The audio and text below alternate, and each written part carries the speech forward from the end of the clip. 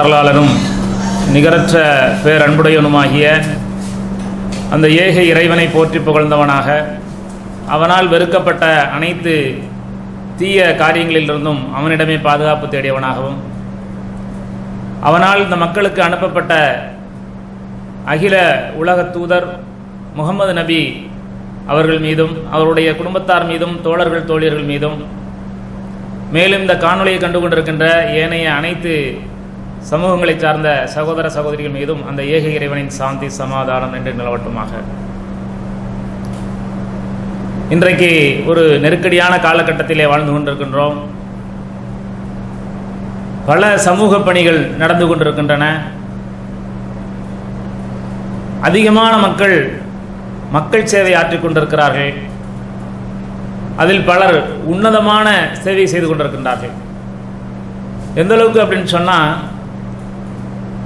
பலர் வேலை இழந்திருக்கிறார்கள். ஆனாலும் இந்த சமூக பணி செய்யக்கூடியவர்கள் வேலையோடு இருந்து கொண்டே, அதாவது அன்றாடம் வேலைக்கு சென்று கொண்டே மீதமுள்ள நேரங்களில் பல மக்களை சந்தித்து அவருடைய சிரமங்களையும் அவருடைய பிரச்சனைகளையும் தன்னுடைய பிரச்சனையாக கருதி சமூக பணி ஆற்றிக் கொண்டிருக்கின்றார்கள். இதில் ஒரு சந்தோஷமான விஷயம் என்ன என்று சொன்னால், முஸ்லீம்கள் மட்டுமல்ல, முஸ்லீம் அல்லாத சகோதரர்கள் அநேகர்கள் இந்த பணியிலே இன்றைக்கு கடுமையான உழைத்துக் கொண்டிருக்கிறார்கள். முஸ்லீம்களை பொறுத்த மாத்திரத்தில் இந்த பணி செய்வது அவர்களுக்கு மார்க்க கடமையாக இருக்கிறது. அதாவது அவருடைய கொண்ட கொள்கையின் ஒரு பகுதி. அதாவது இந்த பணி செய்தால் அவர்கள் இறைவனை தொழுவதற்கான என்ன கூலி கிடைக்குமோ அதை போன்றே இதை பார்க்கப்படும் என்று இஸ்லாம் சொல்கிறது. அதாவது இறைவனை தொழுதால், இறைவன் சொல்லக்கூடிய கட்டளையை பின்பற்றினால் வணக்க வழிபாடு என்று எப்படி அங்கீகரிக்கப்படுமோ அதே போலவே பிறர் பிரச்சனைகளையும் சமூகத்தினுடைய பல பிரச்சனைகளையும் தன்னுடைய பிரச்சனையாக கருதி அதை பயணிக்கும் பொழுது இவர் தொழுவதாகவே, இவர் நோன்பு நோற்றதாகவே, இவர் இறை வழிபாடு செய்ததாகவே அங்கீகரிக்கப்பட்டு அதற்கான கூலி கிடைக்கிறது. இதை உணர்ந்த முஸ்லிம்கள் அதிகமாக பணி செய்கிறார்கள் எல்லா காலகட்டத்திலும். ஆனால் இன்னும் என்னுடைய மாற்று மத சகோதரர்களான இந்து சகோதரர்கள் ஏறக்குறைய நமக்கு ஈக்குவலாக இந்த பணிகளை எடுத்து செய்வதை நான் அநேக இடத்திலே உணர்ந்திருக்கின்றேன். எங்களோடு கூட சில பணிகளை சேர்ந்து தோழமையோடு செய்கிறார்கள். சில நேரங்களில் நான் வெட்கப்பட்டதுண்டு. நமக்கு இறை கட்டளை இப்படி இருக்கிறது, நாம் இந்த பணி செய்கிறோம், நம்மை விட நமக்கு சரிசமமாக இவர்கள் இந்த பணி செய்கிறார்களே, இவர்கள் தூண்டியது எது என்று பார்க்கும் பொழுது இயல்பாகவே இந்த தமிழக மண்ணுக்கு ஒரு இப்படிப்பட்ட குணம் உண்டு. பிறருடைய துன்பங்களை தன்னுடைய துன்பமாக கருதி அதை எடுத்து நடக்கக்கூடிய இயல்பான குணம் தமிழர்களுக்கு உண்டு. அந்த குணம் அவர்களை அந்த பணி செய்ய வைக்கிறது. இப்படிப்பட்ட மக்களுக்கு மத்தியிலே நாம் இணையும் பொழுது அந்த பணி மிகவும் தூய்மை அடைகிறது. அதை நாம் இப்ப சமீப காலமாக கண்டு கொண்டிருக்கின்றோம். அதை அவர்கள் உணரும் பொழுது ஆச்சரியப்படுகிறார்கள். இப்படி இதை கூடவா உங்களுக்கு வேதத்தில் சொல்லப்பட்டிருக்கிறது, அப்ப அதை நான் படிக்கிறேன் என்று சொல்லி சிலர் சகோதரர்கள் நம்மிடம் அந்த வேதத்தை வாங்கி படிக்கவும் செய்கிறார்கள். இதெல்லாம் நாங்களா ஃப்ரெண்ட்ஸுங்களுக்கு ஒன்னா இணைஞ்சி சும்மா நேரங்களில் இதெல்லாம் செய்யலாமேன்னு சொல்லி செய்தோமே தவிர, அதில் ஒரு சந்தோஷம் எங்களுக்கு கிடைத்ததால் செய்தோமே தவிர, இவ்வளவு பெரிய ஆன்மீக செய்தி என்பது எங்களுக்கு நான் உணரவில்லை, நீங்க சொன்ன செய்தியிலிருந்து தான் நாங்கள் புரிஞ்சுக்கிறோம் அப்படின்னு சொல்லி அவங்க சில இறை தூதருடைய வசனங்களை பார்த்து விட்டு ஆச்சரியப்படுகிறார்கள். யார் ஒருவர் அன்றை வீட்டார் பசித்திருக்க தான் மட்டும் வயிறார உண்பவன் உண்மையான முஸ்லீம் அல்ல என்று இருப்பதும், பிறர் துன்பத்தை யார் எடுத்து தன்னுடைய துன்பமாக கருதுவாரோ அவருடைய துன்பத்தை இறைவன் அவருக்கு லேசாக்கிடுவான், அவருடைய துன்பத்தை போக்கி விடுவான், அவருக்கு வெற்றியை தருவான், அவருக்கு நன்மையை தருவான் என்றெல்லாம் சொல்லக்கூடிய வசனங்களை பார்க்கிறார்கள். பார்த்து விட்டு ஆச்சரியப்படுகிறார்கள். அப்ப யார் படைத்திருந்தால் அந்த படைப்புடைய பிரச்சனைகளை சரியாக சொல்ல முடியுமோ அவன் சொன்ன செய்திதான் என்பதை உணர்கிறார்கள். அதே போல அதாவது அவர்களுக்கு அடித்தட்டு மக்களுக்கு ஏற்படக்கூடிய பிரச்சனைகள் என்ன அப்படின்னு சொன்னா, சில விஷயங்களை பிறர்கிட்ட சொல்லவே முடியாது. இதில் பலர் தங்களுடைய வாழ்க்கையை முடித்துக் கொள்ளும் அளவுக்கெல்லாம் போயிட்டு இருக்கிறாங்க. ஆனா வெளி உலகத்துக்கு இதெல்லாம் தெரியல. என்ன செய்யறாங்க, ஒரு அரசியல்வாதிகள் மேடையை போட்டு இது தூய்மையான பொன்னி அரிசி அப்படின்னு சொல்லி விளம்பரம் பண்ணி உள்ள ரேஷன் அரிசி வச்சு கொடுத்துட்றாங்க. ஆனால் இஸ்லாம் சொல்கிறது, தான் எதை உண்பானோ, தனக்கு எது சரியானதோ, தான் எதை நேசிக்கின்றானோ அதை பிறருக்கு கொடுக்காத வரை நீ உண்மையான இறை விசுவாசி இல்லைன்னு அப்படி டிக்ளேர் பண்ணுது. ஆனால் இன்னைக்கு என்ன ஆகுது அப்படின்னா, பல கோடிகளை தேக்கி வைத்துக் கொண்டு மக்கள் பணத்தை கொள்ளையடித்து விட்டு அதையெல்லாம் தான் மூட்டை மூட்டையாக ஒதுக்கி வைத்து விட்டு மக்களுக்கு கொடுக்கிறோம் என்ற போர்வையில் சிலர் என்ன செய்யறாங்க, இது மாதிரியான கீழ்த்தரமான வேலைகளை செய்து விடுகிறார்கள். சமீபத்தில் நடந்த ஒரு விஷயம், இது மாதிரி செய்துடுறாங்க.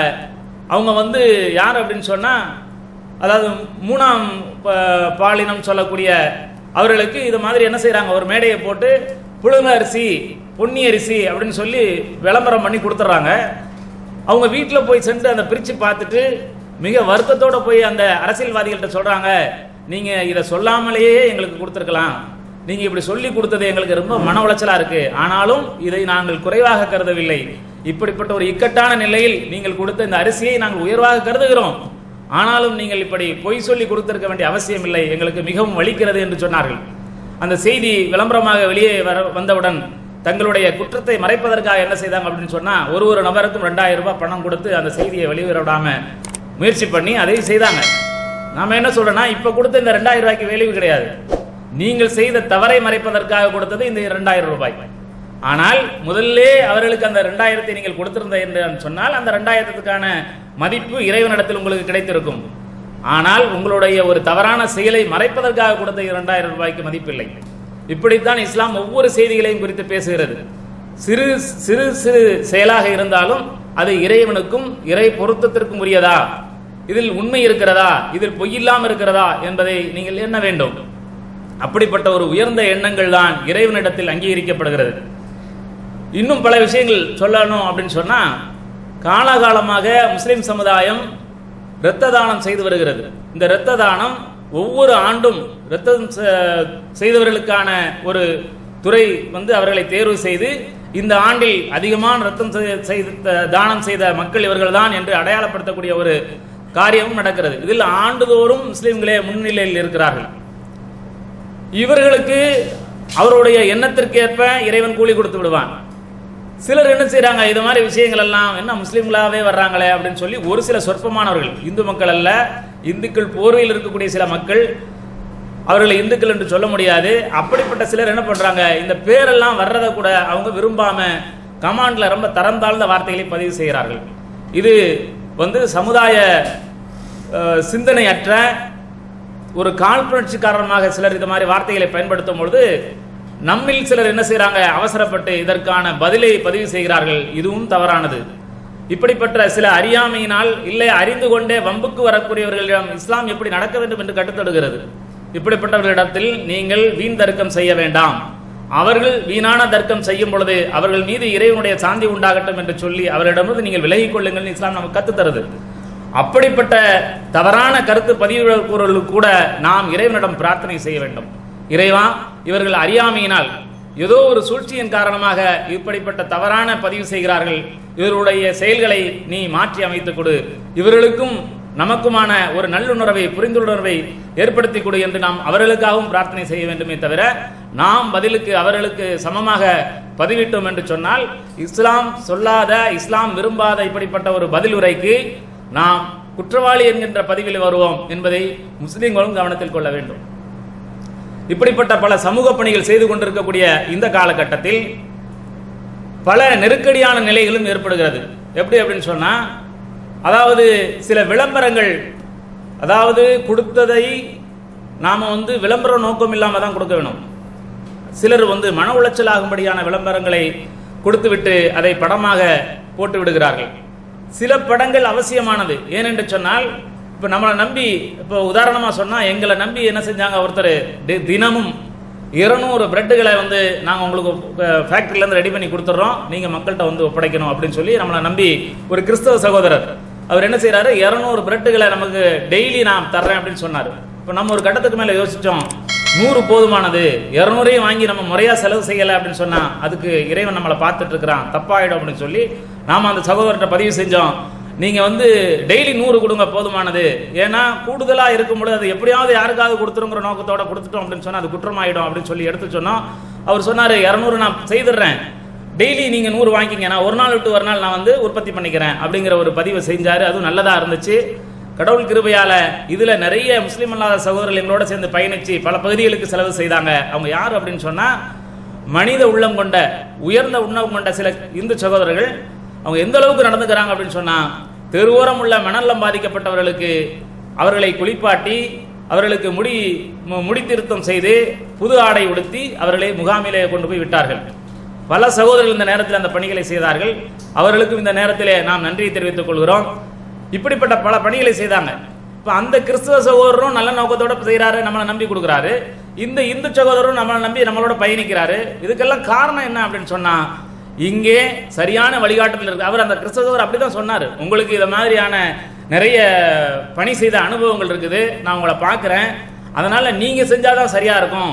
நான் நினைச்சிருந்தா ஒரு சர்ச்சிலேயோ இல்லை ஒரு கிறிஸ்தவ கன்வென்ஷன் ஆன பகுதியிலேயோ கொண்டு போய் கொடுத்துட்டு வந்துட முடியும், ஆனாலும் இது முறையாக போகிறதுனா உங்களை மாதிரி ஆட்கள்கிட்ட ஒப்படைச்சாதான் சரியா இருக்கும் அப்படின்னு சொல்லி இப்படியே வெளிப்படையாக சொல்லி அவர் அந்த பொருளை தினமும் நமக்கு உற்பத்தி செய்து அவருடைய ஃபேக்டரியில் வேலைக்கு ஆட்களே இல்லாத சூழ்நிலையும் கூட இந்த பணியை தொய்வின்றி நமக்காக செய்து கொடுத்துட்டு இருந்தாங்க.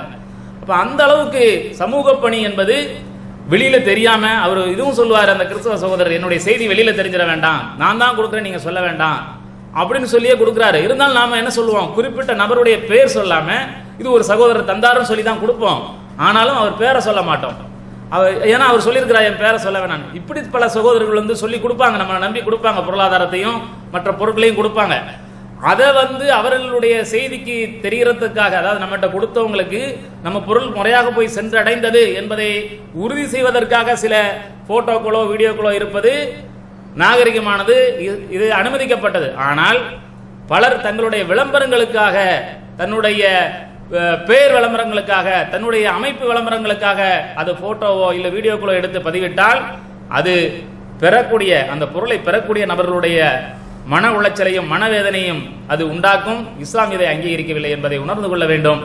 அப்படிப்பட்ட ஒரு உன்னதமான பயணத்தை நோக்கி, ஒரு உயர்ந்த பயணத்தை நோக்கி நாம் தொடர்ந்து பயணிக்கக்கூடிய ஒரு வாய்ப்பை வல்ல இறைவன் நமக்கும் நம்மளை சார்ந்த மற்ற ஏனைய சமூக மக்களுக்கும் தந்தருவான் என்று இந்த நல்ல நேரத்தில் வேண்டிக் கொண்டு, அனைவரும் நமக்கும் அவர்களுக்கு மத்தியிலுமான ஒரு நல்ல கருத்தின் பக்கம் ஒருங்கிணைந்து இது போன்ற பணிகளை தொடர்ந்து செய்யக்கூடிய ஒரு வாய்ப்பை வல்ல இறைவன் எனக்கும் மற்றவர்களுக்கும் தந்தருவான் என்று வேண்டிக் கொண்டு விடைபெறுகிறேன். வாஹிர் தவானா அல்ஹம்துலில்லாஹி ரப்பில் ஆலமீன். அஸ்ஸலாமு அலைக்கும் வரஹ்மத்துல்லாஹி வபரகாத்துஹு.